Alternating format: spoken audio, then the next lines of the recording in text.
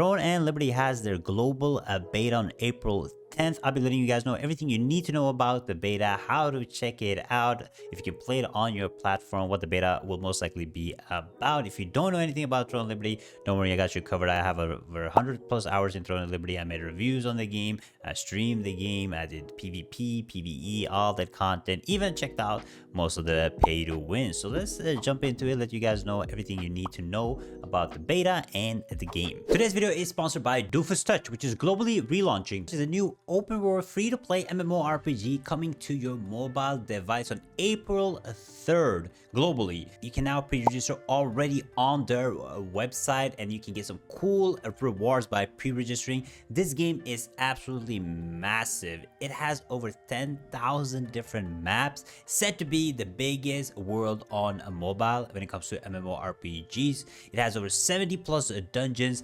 incredible amount of monsters. It is a lot of content for you guys to explore.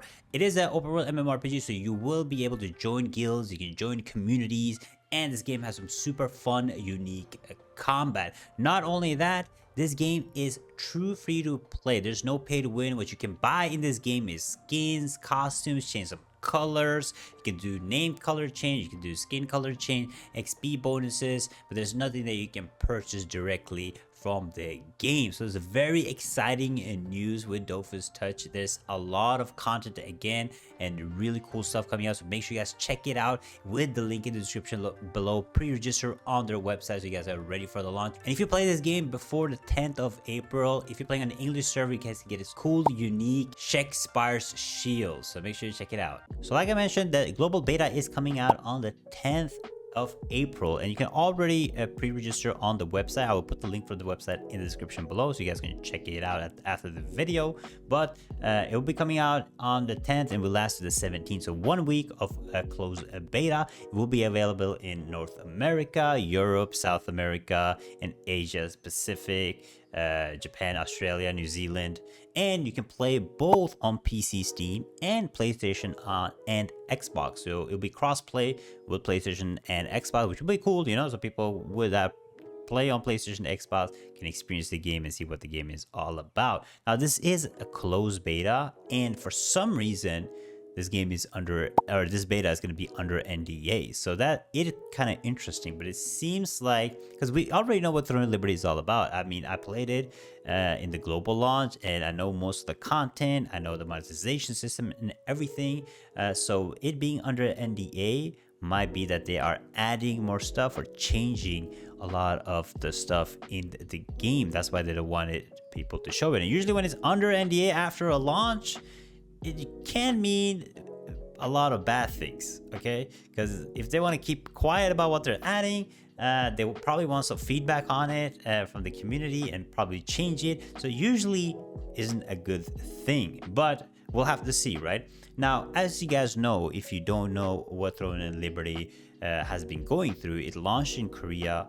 And overall, in my video, I said Throne and Liberty is a good game. It's a game for the grinder. It's a game for the PvP enjoyer. It does have some cool and hard PvE content, but the game is very grindy. It's like so classical type MMOs where you grind mobs and monsters for hours and hours and hours to drop cool gear that will give you good stats.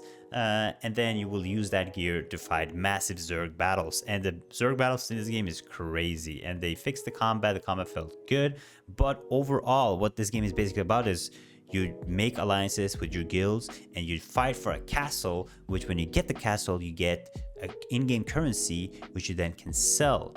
And you get insane amount of currency. And what you do with this currency is what most people do when they get this currency is they can sell it in the game for gold, and then they can sell gold for real money, right? Because in this game, with the in-game currency that you can purchase with money, you can actually buy the best gear and best items in the game. So it kind of gives me like a New World vibe, because if you guys know, New World, when you control the certain territories in New World, you would tax the people in that area, and you can make gold. And most of the people that own these used to sell those gold for real money. So it's basically what happens, even though it's not intended like that at all, it's illegal, but that's what happens, right? These massive guilds, they've used a lot of bots, because that's the main issue with Throne Liberty today in Korea. There's crazy amount of bots. All the top guilds, all the top players have bots that plays their account to get the best gear, to get the best loot, get the best currency, so they can get the best characters to then fight in the Zergs to win this massive siege and then make real money and profit out of it, right? So it's a massive issue with the bots in the Korean version, and most of the players in the game right now are unfortunately bots, and the game has not been doing good in Korea at all because of the bots issue, and of course the pay to win issues too, that you can purchase the best gear, all that stuff, right? So the main thing with Throne and Liberty currently is it failed in Korea. I can basically say that it failed. I don't see it recovering, and the investors that spend a lot of money into this, they want to see some kind of money back, as much money as they can save, right? So right now it seems like they need Amazon. So you guys know Amazon has published New World. They made some changes, published New World. New World was a great game. Like the New World, they actually developed, and then they published Lost Ark, because Lost Ark was also an Eastern MMO. And overall, even though I'm not a fan of Lost Ark because it's super pay to win, they did good. Okay, they had a crazy amount of numbers, and they still have a decent amount of numbers. Most of them are, again, a lot of bots. New World is doing decent too, and then they're publishing Blue Protocol. So even though Amazon gets a lot of crap, they're still like a decent studio. So Throne Liberty is waiting for Amazon to save it. So now is the question, with this beta coming and the game coming, how can Amazon save this, right? Because the rumor of the release date was Q3 of 2024, because it got delayed again because it failed miserably in Korea. So now they have to be careful. They have one more shot to save the game, right? And that's with the global launch. They needed the global audience to like the game and play it and make money on them, basically, right? So now they're gonna possibly be running several closed betas to figure out how they can monetize the game, how they can get people to really enjoy the game. And I do not think they're going to be changing the pay to win system, which most likely will end up with a bunch of bots too. If they're doing these massive sieges, it's going to be very heavily bot infested. And really bad about this is it's not only like gold silver bots that end up playing it, even like the top guilds have to use some kind of bots to play the game for them when they cannot play it. Because as you guys know, Throne and Liberty actually had a system before, and they got massive backlash for it, of having autoplay systems, which will basically like your character playing AFK when you're not there. But since they removed that, people are now botting to be able to keep up with everybody else so they can, get the best money, best sieges, right? So Throne of Liberty is in a really bad spot. I don't know what they're gonna do, because if they introduce autoplay back to the game, people are gonna like it. We're not gonna like it, right? But they feel like they have to do it to counter the bots. If they keep the pay to win in the game, like in Korean version, people are not gonna like it. But at the same time, they have to keep it to make money. So they have massive dilemmas, massive issues right now. But let's see what other stuff they're saying on their FAQs. They're basically saying like the languages that you can play in: English, Spain, and Latam, French, German, Brazil, Portuguese, and Japanese. The game will have English, Japanese, and Korean voiceover. So English, Japanese, Korean voiceover with other text. And then how will you know if you get selected? You get an email that you have been selected, basically, and you'll be able to download it to Steam or PlayStation or Xbox. And of course, will the progress will save is obviously not. I don't know why people ask this every time there's a beta. Will the progress be saved? It does not. So right now, what I think about Throne of Liberty is it is a good game. I'm gonna have a blast playing it, but as it stands currently till this day, I feel like it will probably do better than it did in Korea, but it's not gonna be good enough for them to get their investment back, right? And since they need money back, this game, I feel like it's gonna be as pay to win, if not more, than it currently is, right?